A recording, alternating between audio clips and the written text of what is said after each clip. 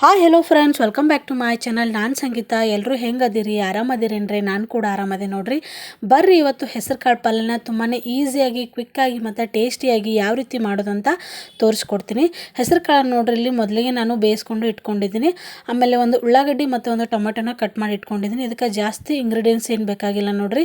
ತುಂಬಾ ಕ್ವಿಕ್ಕಾಗಿ ಮಾಡುವಂಥ ರೆಸಿಪಿ ಇದು ರೊಟ್ಟಿ ಚಪಾತಿ ಜೊತೆಗೆ ಮತ್ತು ಅನ್ನದ ಜೊತೆಗೆ ಚೆನ್ನಾಗಿರ್ತದೆ ಕಾಂಬಿನೇಷನು. ಇವಾಗ ಒಂದು ಕಡಾವಣಿಗೆನ ಇಟ್ಬಿಟ್ಟು ಅದಕ್ಕೆ ಒಂದು 2 ಟೇಬಲ್ ಸ್ಪೂನ್ ಅಷ್ಟು ಎಣ್ಣೆನ ಹಾಕಿ, ಆಮೇಲೆ ಸ್ವಲ್ಪ ಸಾಸಿವೆ ಮತ್ತು ಜೀರಿಗೆನ ಹಾಕ್ಕೊಂಡಿದ್ದೀನಿ. ಜೀರಿಗೆ ಸ್ವಲ್ಪ ಚಟಪಟ ಆದಮೇಲೆ ಅವಾಗಲೇನು ಕಟ್ ಮಾಡಿ ಇಟ್ಕೊಂಡಿದ್ನಲ್ಲ ಉಳ್ಳಾಗಡ್ಡಿನ, ಅದನ್ನು ಕೂಡ ಹಾಕ್ಕೊಂಡು ಚೆನ್ನಾಗಿ ಇವಾಗ ಹಸಿ ವಾಸನೆ ಹೋಗೋವರೆಗೂ ನಾವು ಫ್ರೈ ಮಾಡ್ಕೋಬೇಕಾಗುತ್ತೆ.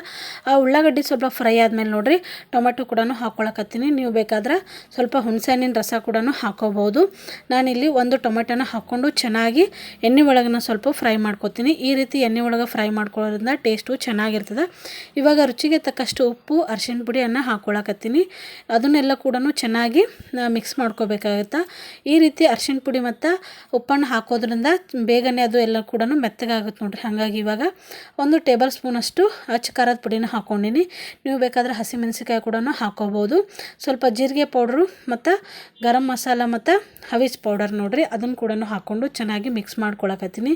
ಈ ರೀತಿ ಜೀರಿಗೆ ಪೌಡ್ರ್ ಮತ್ತು ಹವಿಸ್ ಪೌಡರ್ ಹಾಕೋದ್ರಿಂದ ಟೇಸ್ಟು ತುಂಬಾ ಚೆನ್ನಾಗಿ ಬರ್ತದೆ. ಇದನ್ನೆಲ್ಲನೂ ಹಾಕಿದ ಮೇಲೆ ಸ್ವಲ್ಪ ಅದು ಟೊಮೆಟೊ ಸಾಫ್ಟ್ ಆಗೋರು ನಾವು 1-2 ನಿಮಿಷ ಬೇಯಿಸ್ಕೋಬೇಕಾಗುತ್ತೆ. ಈ ಪಲ್ಯ ನೋಡ್ರಿ ರೊಟ್ಟಿ ಮತ್ತು ಚಪಾತಿ ಜೊತೆಗೆ ತುಂಬಾ ಚೆನ್ನಾಗಿರ್ತದೆ ಕಾಂಬಿನೇಷನು. ಆಮೇಲೆ ಸ್ವಲ್ಪ ನಾನು ಇದಕ್ಕೆ ಕರಿಬೇವನ್ನು ಹಾಕ್ಕೊಂಡು ಚೆನ್ನಾಗಿ ಮಿಕ್ಸ್ ಮಾಡ್ಕೊಳಕತ್ತೀನಿ. ಯಾವುದೇ ಕಾರಣಕ್ಕೂ ಕೂಡ ನಾವು ಇದನ್ನು ಲೋ ಫ್ಲೇಮಲ್ಲೇ ಇದನ್ನು ನಾವು ಬೇಯಿಸ್ಕೋಬೇಕಾಗುತ್ತೆ. ಜಾಸ್ತಿ ಉರಿಟ್ಟು ಏನಾರ ಮಾಡ್ಕೊಂಡು ಅಂದ್ರೆ ಹೊತ್ತು ಚಾನ್ಸ್ ಇರ್ತದೆ ನೋಡ್ರಿ. ಹಾಗಾಗಿ ಅವಾಗಲೇನು ಬೇಯಿಸಿಟ್ಕೊಂಡಿದ್ನಲ್ಲ ಹೆಸರು ಕಾಳನ್ನ, ಅದನ್ನು ಕೂಡ ಇವಾಗ ಹಾಕ್ಕೊಂಡ್ಬಿಟ್ಟು ಚೆನ್ನಾಗಿ ಮಿಕ್ಸ್ ಮಾಡಿಕೊಂಡ್ರೆ ಸಖತ್ ಟೇಸ್ಟಿಯಾಗಿರುವಂಥ ಹೆಸರು ಕಾಳು ಪಲ್ಯ ರೆಡಿ ಆಗುತ್ತೆ. ತುಂಬಾ ಕ್ವಿಕ್ಕಾಗಿ ಮತ್ತು ಈಸಿಯಾಗಿ ಮಾಡುವಂಥ ರೆಸಿಪಿ ನೋಡಿರಿ.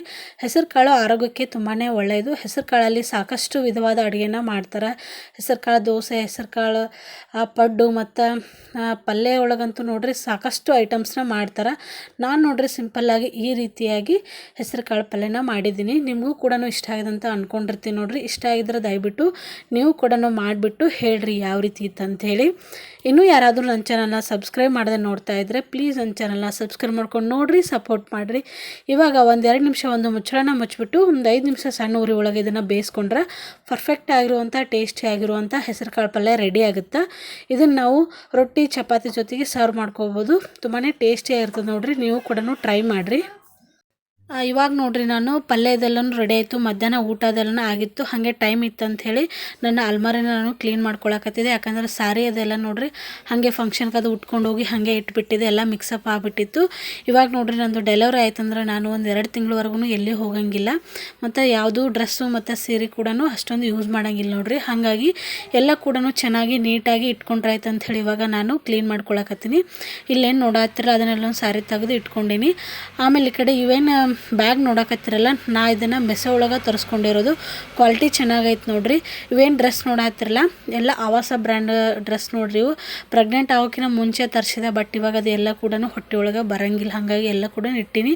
ಹಾಗೆ ನೋಡ್ರಿ ಎಲ್ಲ ಸೀರೆ ಕೂಡ ಬೇರೆ ಬೇರೆ ಕಂಪಾರ್ಟ್ಮೆಂಟ್ ಮಾಡಿಬಿಟ್ಟು ಈ ರೀತಿ ಇಟ್ಕೊಂಡು ನಾನು ವರ್ಕ್ ಸೀರೆ ಮತ್ತು ಕಾಟನ್ ಸೀರೆ, ರೇಷ್ಮೆ ಸೀರೆ, ಇಲ್ಕಲ್ ಸೀರೆ ಈ ರೀತಿಯಾಗಿ ಎಲ್ಲನೂ ಇಟ್ಕೊಂಡು ಕೆಳಗಡೆ ಒಂದಿಷ್ಟು ವರ್ಕ್ ಸೀರೆ ಇದ್ದು ನೋಡ್ರಿ ಅವ್ನು ಕೂಡ ಇಟ್ಕೊಂಡು ಈ ರೀತಿಯಾಗಿ ನಾನು ಜೋಡಿಸ್ಕೊಂಡೆ ಸೀರೆನ. ಈ ರೀತಿ ನಾವು ಪಾಕೆಟ್ ಒಳಗೆ ಇಡೋದ್ರಿಂದ ದೂಸ್ ಕೂಡ ಆಗಂಗಿಲ್ಲ ನೋಡ್ರಿ. ಬಟ್ಟೆ ಮತ್ತು ಯಾವುದೂ ಕೂಡ ಮೆಸ್ಸಿಯಾಗಿ ಕಾಣಂಗಿಲ್ಲ, ತುಂಬಾ ನೀಟಾಗಿ ಕಾಣ್ತಾವಂತ ಹೇಳ್ಬೋದು. ಯಾರಿಗಾದರೂ ಲಿಂಕ್ ಬೇಕಿದ್ರೆ ಹೇಳ್ರಿ, ಕಮೆಂಟ್ ಒಳಗೆ ಲಿಂಕ್ ಹಾಕಿರ್ತೀನಿ. ನೀವು ಕೂಡ ಪರ್ಚೇಸ್ ಮಾಡ್ಕೊರಿ. ತುಂಬಾ ಹೆಲ್ಪ್ ಆಗುತ್ತೆ ಇದು. ನಾವು ಸೀರೆ ಅಥವಾ ಡ್ರೆಸ್ಸು ಹಾಗೆ ಗಂಡ್ಮಕ್ಳು ಬಟ್ಟೆ ಕೂಡ ಇಟ್ಕೋಬೋದು. ತುಂಬಾ ಚೆನ್ನಾಗಿ ಕಾಣುತ್ತೆ.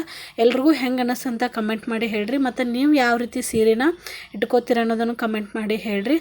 ಆಮೇಲೆ ನೋಡ್ರಿ ನೆಕ್ಸ್ಟ್ ಸಾಯಂಕಾಲ ಇಲ್ಲಿ ನಾನು ಶೇಂಗಾ ಚಟ್ನಿನ ಮಾಡ್ಕೊಳಕತ್ತೀನಿ. ತುಂಬಾ ಈಸಿಯಾಗಿ ಮಾಡ್ಕೋಬೋದು. ಶೇಂಗಾನ ಹುರಿದು ಸಿಪ್ಪಿನ ತೆಗೆದು ಈ ರೀತಿ ಪಳಕ ಮಾಡಿ ಇಟ್ಕೊಂಡಿದ್ದೀನಿ. ಅದಕ್ಕೆ ಇವಾಗ 1 ಸ್ಪೂನಷ್ಟು ಜೀರಿಗೆನ ಹಾಕ್ಕೊಳಕತ್ತೀನಿ. ರುಚಿಗೆ ತಕ್ಕಷ್ಟು ಉಪ್ಪು ಮತ್ತು ಕರಿಬೇವನ್ನ ಹಾಕ್ಕೊಂಡಿನಿ ಮತ್ತು ಬೆಳ್ಳುಳ್ಳಿ ಕೂಡ ಹಾಕ್ಕೊಂಡಿದ್ದೆ, ಅದು ಸ್ಕಿಪ್ ಆಗಿದೆ ನೋಡಿರಿ. ಆಮೇಲೆ ಇವಾಗ 2 ಟೇಬಲ್ ಸ್ಪೂನಷ್ಟು ಖಾರನ ಹಾಕ್ಕೊಂಡಿನಿ, ಅಚ್ಚ ಖಾರದ ಪುಡಿ. ಸ್ವಲ್ಪ 1 ಸ್ಪೂನಷ್ಟು ಸಕ್ಕರೆನ ಹಾಕ್ಕೊಂಡಿದ್ದೀನಿ. ಈ ರೀತಿ ಮಾಡೋದ್ರಿಂದ ಟೇಸ್ಟು ಚೆನ್ನಾಗಿರ್ತದೆ.